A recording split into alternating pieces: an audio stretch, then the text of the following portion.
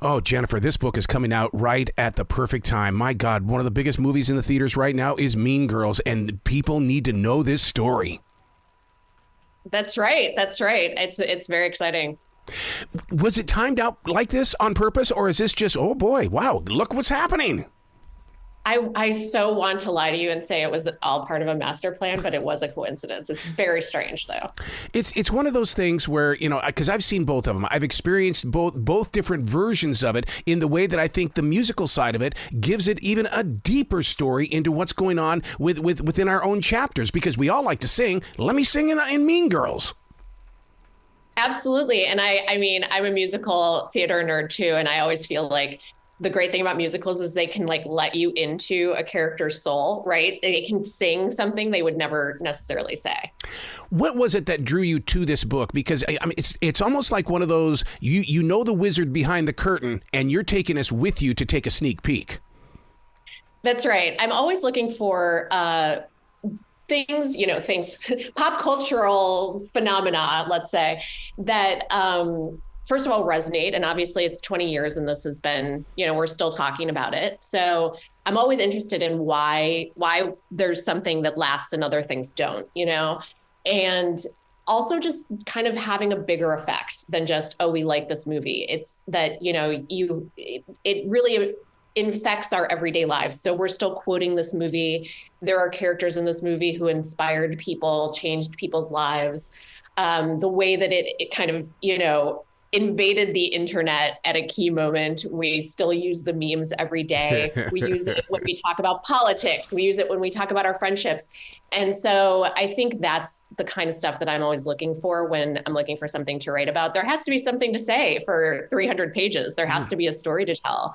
And so this, kind of lived up to that. Do you think the relatability is because Tina Fey had her ear on the ground and she knew the vibration of what the generation was doing?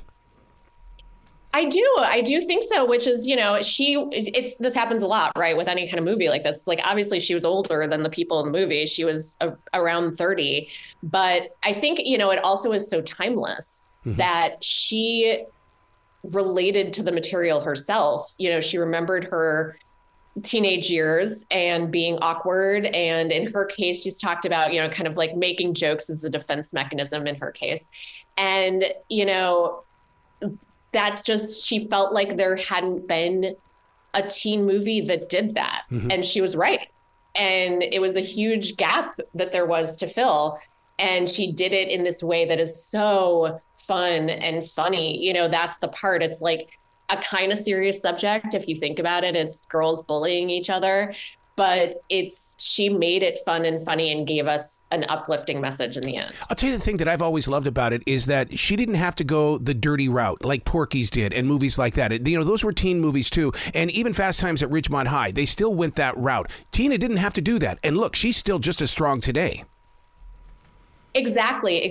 They actually really deliberately wanted this movie to be for teen girls. This is it's like a huge plot point in my book that their PG-13 rating was like, this is what we have to have because young girls need to be able to go see this. Yes. And so they did so much work. She actually had a slightly dirtier original script. And then they cleaned it up, and then they actually had to clean it up one more time in post-production and change some lines that were key. To get that PG-13 rating. This was like, it just felt like life or death to them to have that rating. And I think in the end, like, it's still incredibly funny. Like you said, I kind of like that this isn't about sexy, dirty stuff. It's just this like clean, clear story that still has incredibly funny jokes. I think the jokes are hilarious, so we didn't lose anything. You're going to think I'm a freak, but I think this new version of Mean Girls is the Grease of this generation. It does kind of combine the original, I think, with the stage musical. And so then it kind of like brings it all together, and it's got new stuff, right? They updated some jokes. And by the way, I was a huge Grease fan. It was like foundational for me. So I love that. One of the things that listeners need to understand is that, I realize this is a book from you sharing the story, but you physically sat down with the directors, the crew members, and everybody else that was involved. You're really giving us a good inside peek here. Yeah, I was especially pleased to talk to the director, Mark Waters. He did such a wonderful job and maybe, doesn't always get recognized because people are so focused on Tina Fey, but it's so tightly directed and tightly edited. And he also was so good with the kids. I mean, they were young adults, mostly. They were old teenagers, young 20s, but still, that's pretty young for a whole cast for the most, except for the teachers and parents.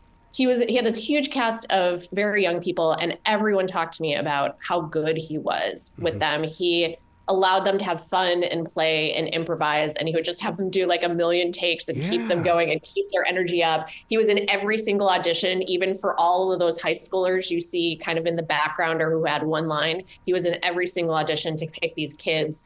Often was picking kids with almost no experience because he just liked their vibe and wanted to work with them.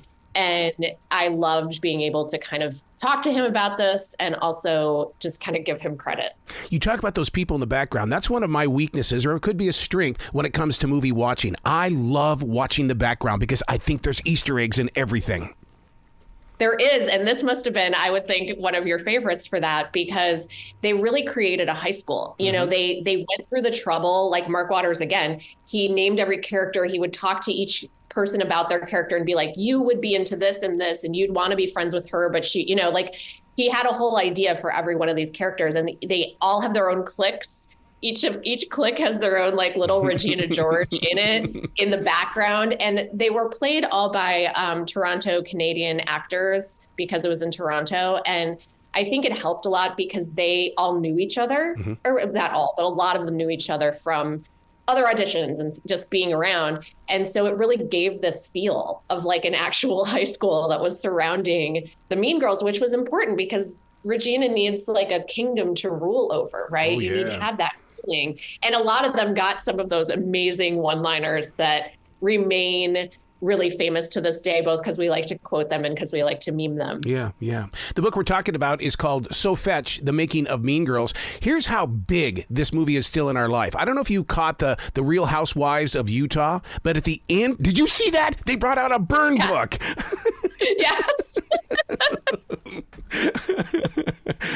It's so crazy. It's really everywhere. I had a Google alert on Mean Girls for this book, and it's fascinating to see how all the places that this phrase shows up. I mean, every realm of life, politics, definitely reality TV is just girl time.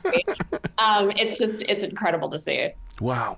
So do you think that people have burn books? I mean, because oh my God, just to watch it come back to life in the new movie, you still have that emotion. You're going, oh my God, oh man.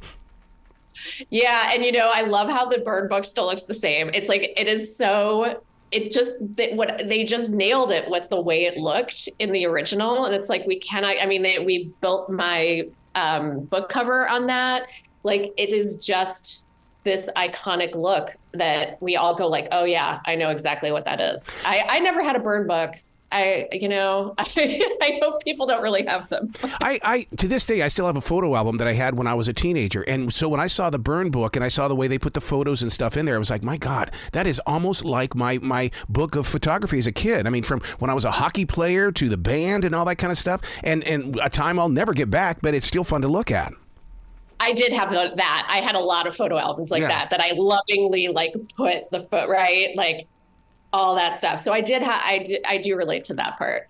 Did you keep anything in there? Because I have a dollar bill in there that was signed by Leif Garrett. To this day, I hold on to that thing.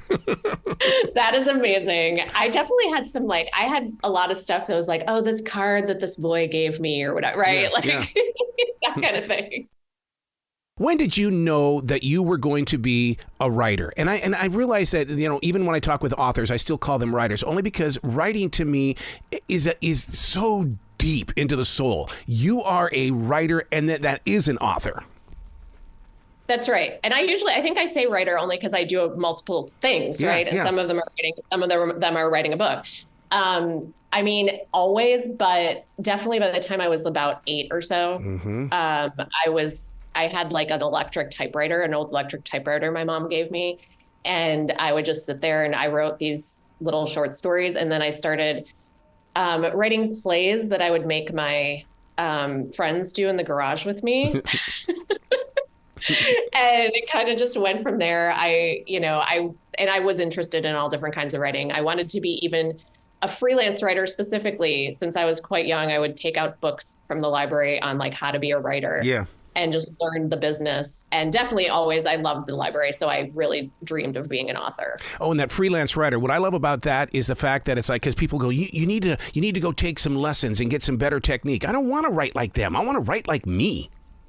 Yeah, absolutely. I think practice in writing is always what I say. I do teach writing classes, but I feel like in the end, like I'm not sure that they're that useful. Maybe getting feedback is the other part of that. But if you just write and practice a lot, have other people read it, and you read, I think that's all you really need. All right, Miss Writing Teacher, I've got a question for you. Do you think that sometimes we use too many run-on sentences and sentences are too long? Because if we were to write the way we speak, there'd be a lot more periods and commas.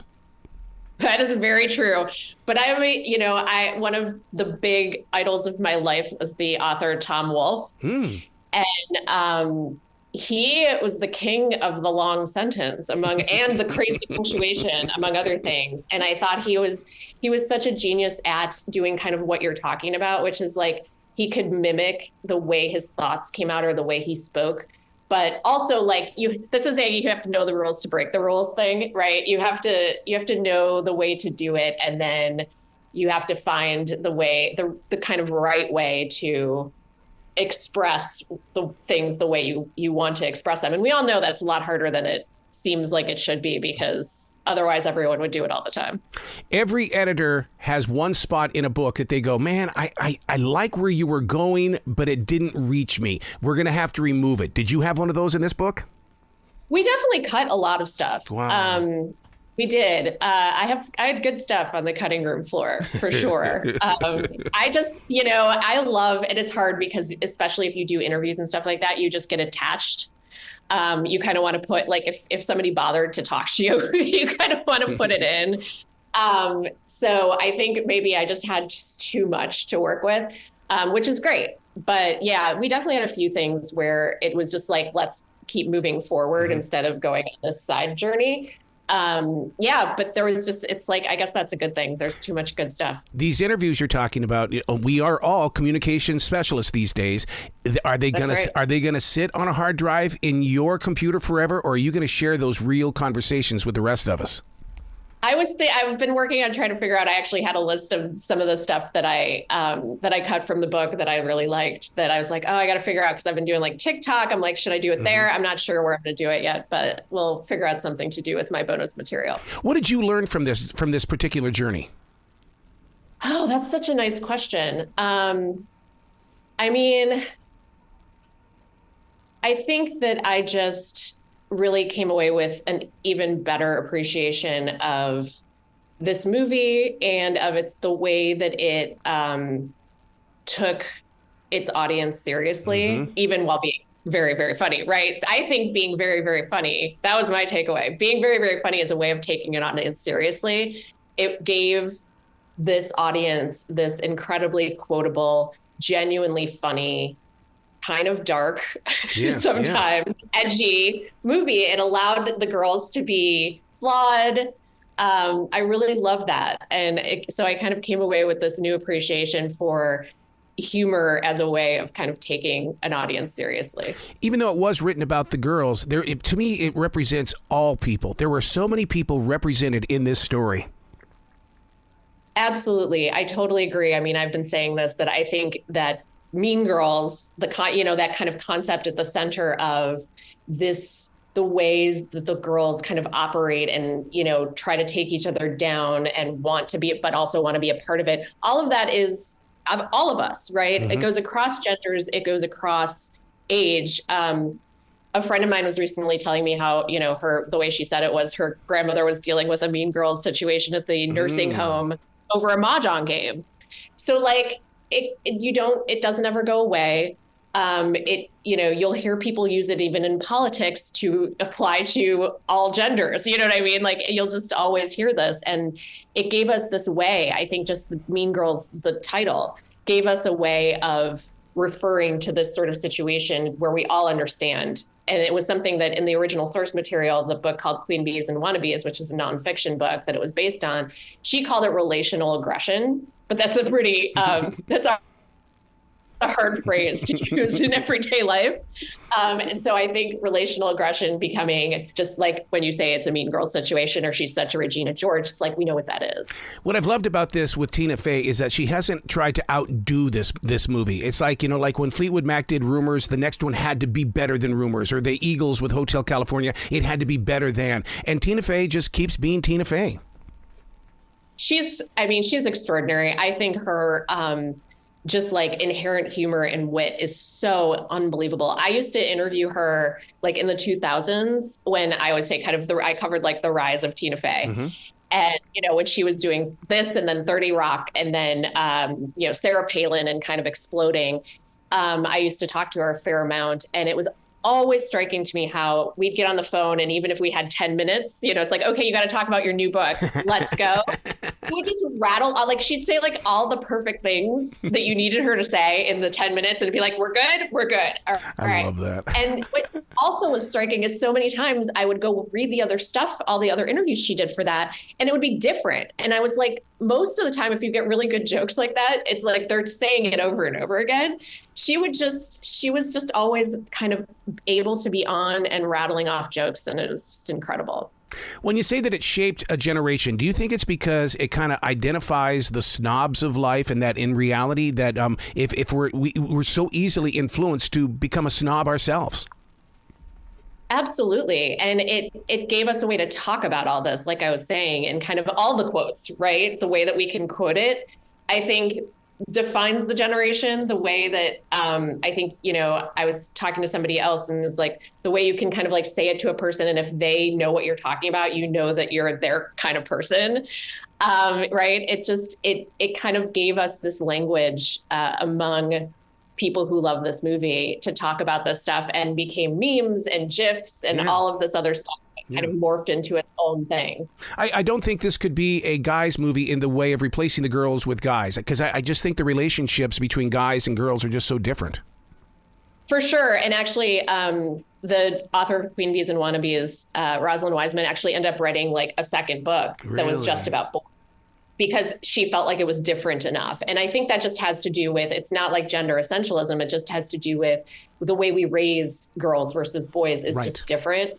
And so they have different kind of tools at their disposal and roles that they might play. Wow. Jennifer, you got to come back to this show anytime in the future. The door is always going to be open for you.